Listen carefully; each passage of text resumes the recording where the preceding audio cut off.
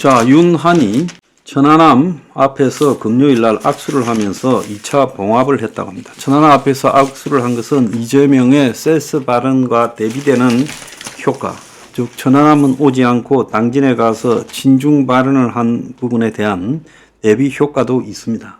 근데 중요한 것은요, 지금 굉장히 안보가 불안해지고 있고, 또 미국이 북한의 비핵화 군축이라는 명분하에 제재 완화를 해주고 북한과 대화를 할 것이라는 것은 바이든이든 트럼프든 다음 대선이 끝나면 그 방향으로 갈 거라는 것은 거의 확실하게 나오고 있고, 그렇게 되면 어떤 행태로든 한국의 안보 그리고 해구산이라는 것은 흔들릴 수밖에 없고 미국 살자고 한국 버리냐라는 이런 이야기도 나오고 있어요. 그런데 지금 북한에 더 이상한 것은 김정은이 가짜인지 진짜인지는 모르더라도 김정은이가 지금 11살 딸을 데리고 다니면서 자기를 벌써 확실히 밀고 있다는 거. 이거 매우 이상하죠. 김정은이가 지금 40대 이제 초반인데 40대 초반인 자가 11살짜리에 대한 세습을 이렇게 밀고 있다라는 게 이게 너무 이상한 거예요. 2022년 재작년 11월에 아버지 손을 잡고 나타나서 그때 9살 때 사랑하는 자제분이었는데 이후 종기하신 존경하는 또 조선의 샛별 여장군으로 올라갔고 이제 향도자의 반열에 올랐었다는 거예요. 자, 이거는 뭐냐? 김정은이가 언제든지 죽을 수 있겠다라는 말도 있지만은 실제 죽은 거 아니냐? 그래서 빨리빨리 군부 과도 가짜 내세우고 군부 과도 집권 상태에서 위험하니까 어느 시점에는 김정은이 죽었다고 하고 이 김주애한테 넘겨주려고 이러는 거 아니냐? 그게 아니라면 지금 이럴 리가 없다라는 거고 또 아들이 없다라고 봐야 되는 거라고 봅니다. 아들이 있다 말이 거짓말로 보여요.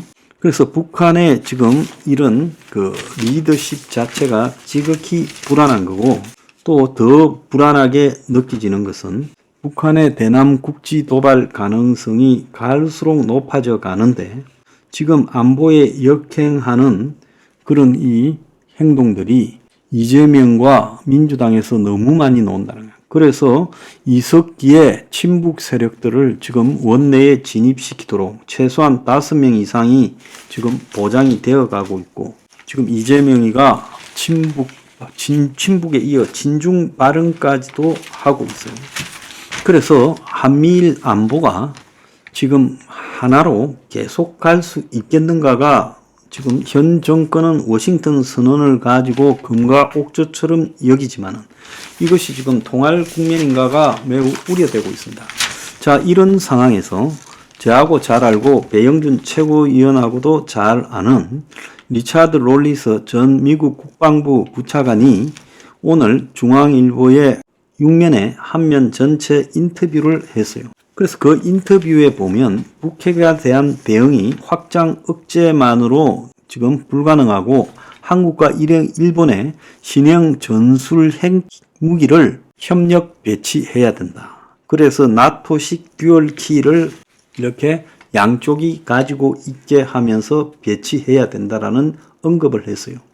그래서 현재 해구산 확장 억제만으로 또 각종 전략 자산만으로는 불충분하다. 한국과 일본에 미국이 개발하고 있는 신형 중거리 미사일에 탑재할 전술 핵무기를 협력 배치하고 그리고 나토식의 듀얼키, 그래서 미국과 동맹국이 발사 권한을 공유하는 해법이 중요하다라고 언급했어요. 자, 이분은 우리 사무실도 방문을 했던 분이죠. 부시 정권, 아들 부시 정권 당시에 미국의 핵안보 정책을 총괄했던 미국 국방부의 아시아 태평양 담당 부차관을 했습니다. 중앙일보 인터뷰에서 한미일 간 탄도미사일 정보 실시간 공유 이런 차원을 넘어서서 작전상의 공동협력, 통합 방어망, 그러니까 한미일 통합 미사일 방어망 구축이 필요하다라고 언급을 했습니다. 트럼프 재집권 시 북한과의 협상이 곧 재개될 것으로 보냐라는 질의에 대해 지난 3, 4년간 북한은 핵개발에 많은 시간을 보냈다. 그래서 트럼프는 대화 쪽으로 마음이 기울었을 것이고 참모들도 빨리 만나야 한다고 조언할 것이다. 그래서 하노이 노딜 때와는 달리 이번에는 훨씬 더 신중할 거고 북한도 그럴 것이다. 최근에 미라랩 후퍼 백악관 NSC 보좌관이 비핵화 과정에서 중간 단계의 조치를 고려할 수 있다고 말을 했는데 하고 물으니 북한에 제재 완화를 제공할 수 있다는 의미인데 북한이 얻을 수 있는 것은 다 계속 얻으려고 할 거다. 그래서 중간 단계는 그 자체로 위험하고 비생산적이다. 북한이 핵무기를 절대 포기하지 않을 것이기 때문에 비핵화는 인식의 오류라고 생각한다. 비핵화는 전부 아니면 전무, 오로워 나싱의 문제다. 완전한 비핵화 개념이 아니라면 의미가 없다. 북한이 받아들이지 않겠지만 말이다 라고 했습니다. 자, 그래서 중간 단계라는 건 말장난에 불과한다는 거죠. 그리고 북한의 핵능력을 평가하면 북한이 핵능력을 보유했다고 주장하고 있고 좋든 싫든 우리는 그런 전제하에서 논의를 시작할 거다. 북한의 핵을 절대로 인정할 수 없다고 하는 것이 불필요하고 어리석은 말이다.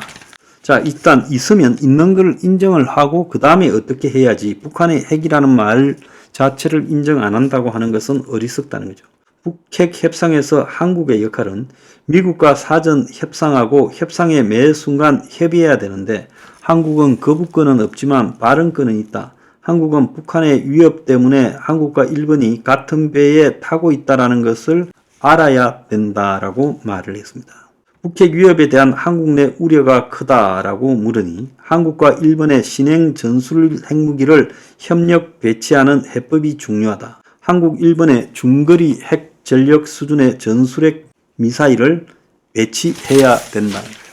자, 미국이 소련과 맺은 INF 중거리 미사일 협정을 트럼프 때 파기했지요.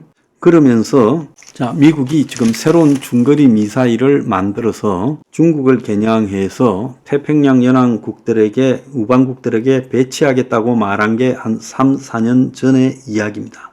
자, 그래서 미국이 이 중거리 미사일 협정을 갖다가 폐기한 이유는 근본적으로 중국이 중거리 미사일을 굉장히 많이 만들고 특히 중국의 중거리 핵 전력에 대응을 하기 위해서 미국도 지금 중거리 핵미사일을 만들어야 된다는 거예요. 그런데 미국이 지금 이 중거리 핵미사일이 제대로 없다. 그래서 2018년에 이것을 폐기하고 새로 만들어서 배치하겠다고 이야기를 했죠. 여기서 리차드 롤리스 씨가 이야기하는 중거리 핵미사일은 이거라는 거예요. 그래서 기존의 인도 태평양 사령부와 별개로 동북아 사령부를 미국이 창설할 가능성을 배제할 수 없다라고 말을 하고 한국도 더 통합된 사령부로 들어가야 된다라고 말하고 일본의 자위대가 한반도에 오는 상황이 벌어지지 않는가 하고 물으니 중요한 것은 한국 방어에 필요한 유엔기지가 일본에 다 있다. 일본이 한국 방어를 위해 지상에 군대를 배치할 필요는 없다라고 말하고 트럼프가 주한미군 감축 또는 철수를 할 것에 대해 우려하는데 북한이 주한미군 철수를 요구할 수 있을 것이고 트럼프가 매력적으로 느낄 수 있겠지만 측근들이 나쁜 생각이라고 말할 수 있느냐에 달려있다. 주한미군의 감축은 어려울지라도 역할은 변화할 것이다 라고 보고 있고요. 대선을 앞두고 북한 도발 가능성은 미국을 겨냥한 ICM 발사, 중성자 폭탄 실험, 국지전 도발로 서해 무인도 점령 등을 시도할 수 있다라고 말을 했고 한미 방위비 협상에 대해서는 바이든 행정부에서 타결 짓는 것이 좋다고 말을 했고 이 리차드 롤레스 씨는요, 저도 여러 차례 만났고 한국에 오면 만나는 사람인데 한미 동맹과 주한미군을 중시하는 동맹 우파적 성격이 강하고 미국의 이 동맹과 관련되는 이 정책에 대해서 굉장히 조예가 깊은 사람입니다.